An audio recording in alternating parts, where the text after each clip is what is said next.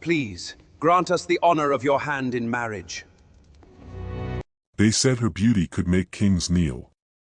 But no one knew, every man who desired her, saw something that made them run for their lives. And the worst part? The curse wasn't going to kill her.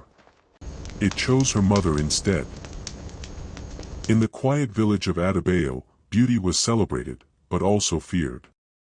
When Adunni gave birth to a daughter with skin that glowed like polished gold and eyes that shimmered like moonlight, the midwives whispered in awe and dread. They named her Ianthe, meaning beloved, but some elders shook their heads, calling her a child touched by spirits. Adunni held her daughter close, ignoring the murmurs. To her, Ianthe was a blessing. But even as a newborn, strange things began to happen. Candles flickered without wind, and animals grew restless whenever she cried. As Ianthe grew, her beauty became impossible to ignore. By age 5, travelers passing through the village would stop just to stare at her. Women admired her, but men became uneasy, unable to explain why her presence made their hearts race with both desire and fear. Adunni noticed it too. Whenever Ianthe laughed, something in the air seemed to shift. Birds would fall silent, and even the elders began avoiding their compound.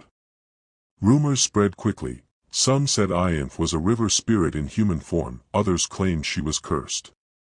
Children stopped playing with her, afraid of the strange aura around her.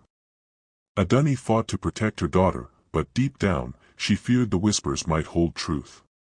Still, she refused to let fear take her child away. One evening, a wandering herbalist visited the village. The moment he saw Ianthe, he froze. His expression darkened as he whispered, "This beauty, it is not ordinary." Adunni demanded answers, but the man only warned her, "A great price will be paid for this child's existence." That night, Adunni could not sleep. She watched Ianthe breathe peacefully, wondering what fate awaited her daughter. Suddenly, a strange shadow appeared in the corner of the room, watching. Adunni clutched her child tightly, sensing danger for the first time. Years passed, and Ianthe's beauty blossomed even more. By 16, she was the most desired girl in every neighboring village. Men traveled from far lands to seek her hand in marriage, but none could stay long. Each suitor left with fear in their eyes, claiming they saw something unnatural in her reflection. A powerful prince arrived one day, determined to marry Ianthe. Unlike others, he was not afraid. But on the night he proposed, he woke up screaming, claiming Ianthe transformed into a shadow creature in his dream. After the prince fled, the village elders called a meeting. They could no longer ignore the strange events. They declared that Ianthe must undergo a spiritual cleansing, or risk bringing destruction upon the village. Adunni refused. "My daughter is not a curse," she shouted. But the elders warned her, if she did not act, the consequences would fall not just on Ianthe, but on her family.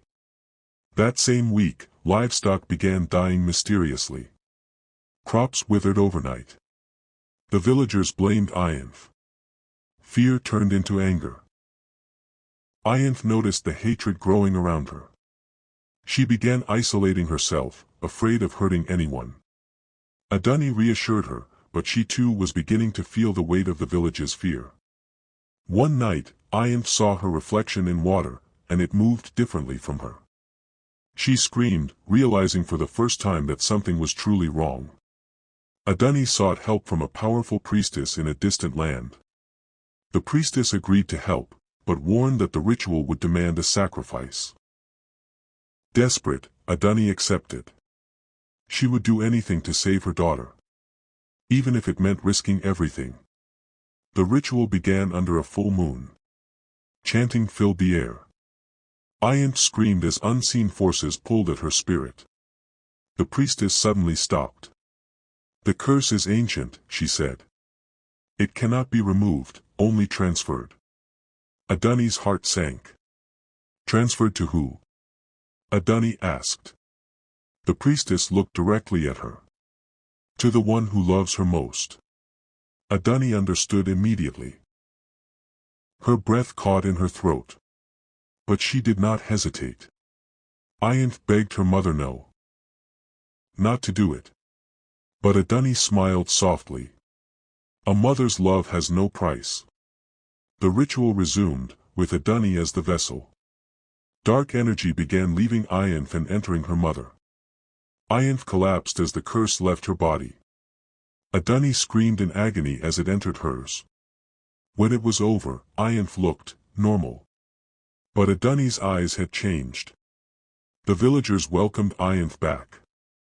But they began avoiding Adunni instead. Strange things started happening around Adunni. Objects moved on their own. Shadows followed her. Ayanth realized the truth. Her mother had taken everything from her. Guilt consumed her. Adunni began losing control. She would black out and wake up far from home. The curse was stronger than expected. Villagers started disappearing. All signs pointed to Adunni. Ayanth defended her mother, but doubt crept into her heart. Was the curse turning her into something dangerous? The elders declared Adunni must be banished. Ayanth refused to let them take her.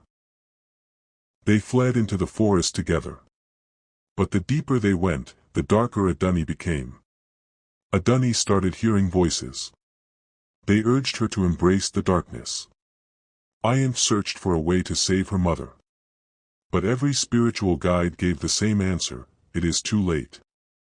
Adunni began transforming physically. Her once warm face became cold and distant. One night, she attacked a traveler without realizing it. Ayanth witnessed it, and broke down. Adunni regained control briefly and begged Ayanth to leave her.